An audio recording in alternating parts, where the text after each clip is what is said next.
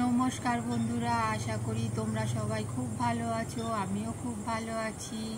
আজকে তোমাদের সাথে একটা ছোটোখাটো ব্লগ শেয়ার করব বলে চলে এসেছি। আশা করছি বন্ধুরা সবাই দেখবে। বন্ধুরা স্কিপ করবে না, পুরো ভিডিওটা দেখো, তাহলে খুব ভালো লাগবে। দেখুন বন্ধুরা, গাছে কি সুন্দর ফুল ফুটে রয়েছে। নাগচম্পা গাছে কত ফুল ফুটেছে, আর কয়েকটা কুঁড়িও রয়েছে। কুঁড়ি থেকে ফুল ফুটতে আর কয়েকটা দিন বাকি আছে।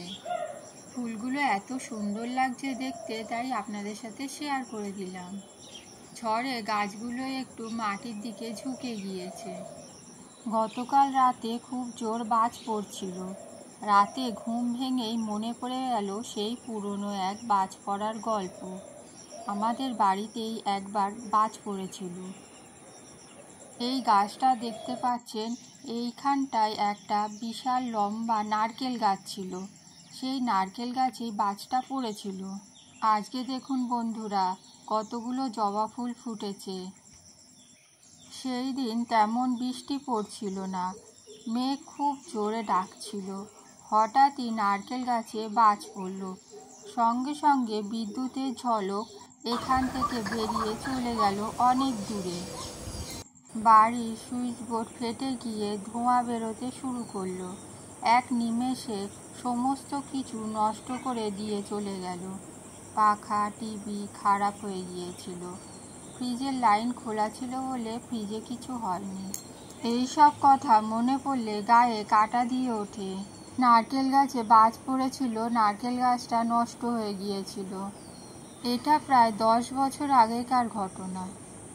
এখানে এখন অনেক রকম গাছ রয়েছে, আর এর পাশেই একটা শিউলি গাছ রয়েছে। শিউলি গাছের ওপরে আরও কিছু আগাছা রয়েছে। দেখুন বন্ধুরা, এখানে একটা ডাক পাখি রয়েছে। ডাক পাখিটা এখানে বাসা করেছে। প্রায় সময় এই ডাক পাখিকে আমি এখানে থাকতে দেখেছি, আর উড়ে যেতে আর আসতে দেখেছি। এখানে মনে হচ্ছে ওর বাচ্চারাও আছে। অনেকক্ষণ ধরে ডাকছিল, যেই আমি ক্যামেরা অন করেছি অমনি পালিয়ে গেল। বন্ধুরা, আজকে আমার মেয়ে আলু দিয়ে একটা জিনিস বানাবে, সেই জন্যে দুটো আলু নিয়ে নিয়েছে। আলুটাকে ছাড়িয়ে খুব ভালো করে ধুয়ে নিয়ে চলে এসেছে। বন্ধুরা দেখতে থাকুন, দুটো আলু দিয়ে কত সুন্দর একটা রেসিপি তৈরি হয়ে যাবে। দেখুন বন্ধুরা, এবার একটা গ্রেটার নিয়ে নিয়েছে। আলুগুলোকে পাতলা পাতলা করে পিস করতে হবে। আলুর চিপস যেমন পাতলা হয়, তেমনই এইটা পাতলা হবে। তবে এই রেসিপিটা বানাতে খুব সুবিধা হবে। দেখুন বন্ধুরা, এই রকম পাতলা পাতলা হতে হবে। দুটো আলুকেই এইভাবে গ্রেটারের সাহায্যে পাতলা পাতলা পিস করে নিতে হবে। ঠিক চিপস যেমন পাতলা হয়, তেমনই এইগুলো পাতলা পাতলা হবে। দেখুন বন্ধুরা, দুটো আলু কাটা হয়ে গিয়েছে, পাতলা পাতলা করে কেটে নিয়েছি। আলুগুলো যত পাতলা হবে এই রেসিপিটা বানাতে তত সুবিধা হবে। আলুগুলো এখন শক্ত রয়েছে, এই আলুগুলোকে এখন নরম করতে হবে। নরম করবার জন্যে আমি একটা পাত্রে জল নিয়ে নিয়েছি। এবার এই জলের মধ্যে অল্প পরিমাণ লবণ দিয়ে দেবো। লবণ দিয়ে খুব ভালো করে মিশিয়ে নিতে হবে, আর আলুগুলো এর মধ্যে দিয়ে দেবো। দেখুন বন্ধুরা, আলুগুলো এখন জলের মধ্যে দিয়ে দিচ্ছি। আলুগুলো জলের মধ্যে দিয়ে ডুবিয়ে 15 মিনিট মতন রেখে দেবো। তাহলে আলুগুলো অনেকটাই নরম হয়ে যাবে। আলু দিয়ে একটু ঘুরিয়ে নিলাম, যাতে লবণটা ভালো করে গুলে যায়। এটা অবশ্য বন্ধুরা আমার মেয়ে করছে, আর ভিডিওটা আমি করে দিচ্ছি। 15 মিনিট পর আপনাদের আলুটা দেখাচ্ছি। জলের মধ্যে 15 মিনিট রেখে দেওয়ার পর জলটাকে আমি ঝরিয়ে নিয়েছি। দেখুন বন্ধুরা, আলুটাকে খুব ভালো করে জল ঝরিয়ে নিয়েছি, কিন্তু এখনও আলুর মধ্যে অনেকটাই জল আছে। সেই জন্যে আমি একটা কাপড় নিয়ে নিয়েছি। আলুগুলো কাপড়ের মধ্যে ঢেলে দিলাম, আর ওপরেও কাপড়টা চাপা দিয়ে দিলাম। আলুর মধ্যে যতটা জল আছে কাপড় দিয়ে খুব ভালো করে মুছে নেব। জলটা খুব ভালো করে শুকিয়ে নিতে হবে যাতে আলুর মধ্যে কোনো জল না থাকে। দেখুন বন্ধুরা, একটা গোলাপ ফুল বানিয়েছে, আরও গোলাপ ফুল বানাবে, আপনাদের দেখাবো। 1 চামচ ময়দা দেওয়া হলো, আর 1 চামচ ময়দা দেওয়া হলো। হলুদ গুঁড়ো দিয়ে দিলাম, ওখানে এক জায়গার জিনিস।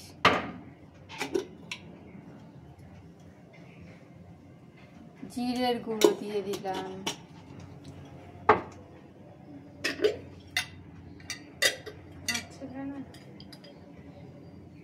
অল্প একটু গোলমরিচের গুঁড়ো দিয়ে দিলাম,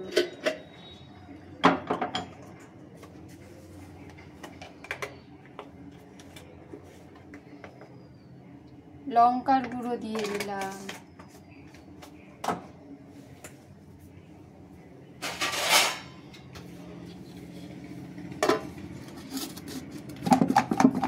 এবার এটাকে নাচাতে হবে, সব কিছু নাচিয়ে নাচিয়ে মেশাতে হবে।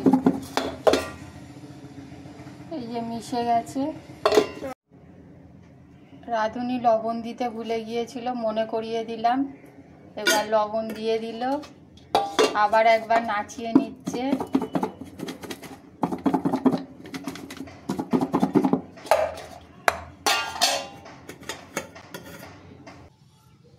দেখাও,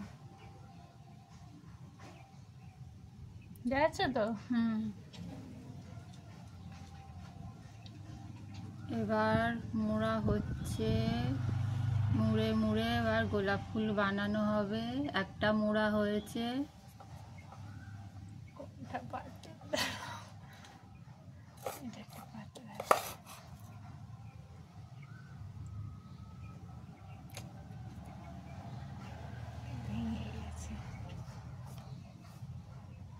আর একটা নিয়েছে, আর একটাও এরকম ভাবে জুড়ে দিচ্ছে, জুড়ে দিয়েছে। এবার হাত দিয়ে চেপে রেখে দিয়েছে। আবার একটা পাপড়ি বানানো হচ্ছে গোলাপ ফুলের, আবার জুড়ে দিয়েছে, জুড়ে দিয়ে হাত দিয়ে চেপে রেখেছে। আবার একটা আলু নিয়ে নিয়েছে, নিয়ে গোলাপ ফুল বানানো হয়ে গেছে। এবার কাঠি গুঁজে দেওয়া হবে। যা, গোলাপ ফুল খুলেই পড়ে গেল।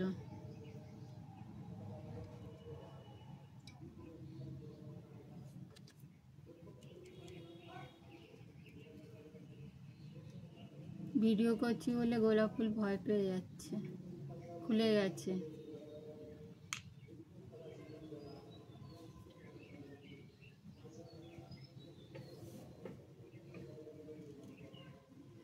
এবার দুটো কাঠি গোজা হলো যাতে গোলাপ ফুল না খোলে।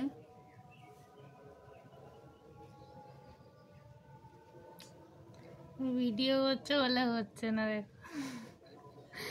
দেখুন বন্ধুরা, এইভাবে কয়েকটা গোলাপ ফুল তৈরি করে নিয়েছে। যেইভাবে দেখিয়েছে সেইভাবেই করেছে। বাকিটা রয়ে গিয়েছে। এবার ছাকা তেলে এইগুলোকে ভাজতে হবে। দেখুন বন্ধুরা, ছাকা তেলে ভাজা হয়ে গিয়েছে, একদম কড়কড়ে হয়ে গিয়েছে। খেতে খুব ভালো লাগছিল। আপনারা অবশ্যই বানিয়ে দেখবেন। আর বাকিগুলো ছিল, বাকিগুলো এমনি ভেজে নেওয়া হয়েছে। এই কটা গোলাপ ফুল তৈরি হয়েছে। দেখুন বন্ধুরা, একটা মিক্সির জার নিয়ে নিয়েছি। এখানে কয়েকটা মশলা তৈরি করে নেব। প্রথমে দেখুন আমি নিয়ে নিচ্ছি মৌরি। সবগুলো আমি সমান পরিমাণে নিচ্ছি। আর এগুলো হলো প্যাকেট করা, পরিষ্কার পরিচ্ছন্ন। আর দিয়ে দিলাম জিরে। এবার দিয়ে দেবো জোয়ান। এইগুলো আমি গুঁড়ো করে রাখবো, গুঁড়ো করে একটা শিশিরে ভরে রাখবো। দেখুন বন্ধুরা, এবার দিয়ে দিলাম জোয়ান। এইটা গুঁড়ো করে আমি রেখে দেবো। আর খাওয়া দাওয়ার পর এটা খেলে খুব তাড়াতাড়ি সব কিছু হজম হয়ে যাবে। এটা সকালে খালি পেটে গরম জলের সাথে খেলেও অনেক উপকার পাওয়া যায়। এটা খেলে গ্যাস অম্বল হবে না। এটা গুঁড়ো করে নিয়েছি আর আমি একটা কৌটোর মধ্যে ভরে রাখবো। দেখুন বন্ধুরা, এই গুঁড়োটা তৈরি করে নিয়েছি, কৌটোর মধ্যে ভরে রাখছি। এটা অনেক দিন চলে যাবে। গ্যাস অম্বলের ঘরোয়া একটা টোটকা আমি বানিয়ে ফেললাম। এটা আমি সবসময় বাড়িতে বানিয়ে রেখে দিই। বন্ধুরা, আজকের ব্লগটা কেমন লাগলো? আশা করছি আপনাদের খুব ভালো লেগেছে। কমেন্টের মাধ্যমে আমাদের জানাবেন। আর ভিডিওটা ভালো লাগলে একটা লাইক দেবেন আর সাবস্ক্রাইব করে আমাদের পাশে থাকবেন। ফিরে আসবো নতুন একটা ব্লগ নিয়ে। টাটা, বাই বাই, সবাই ভালো থাকবেন।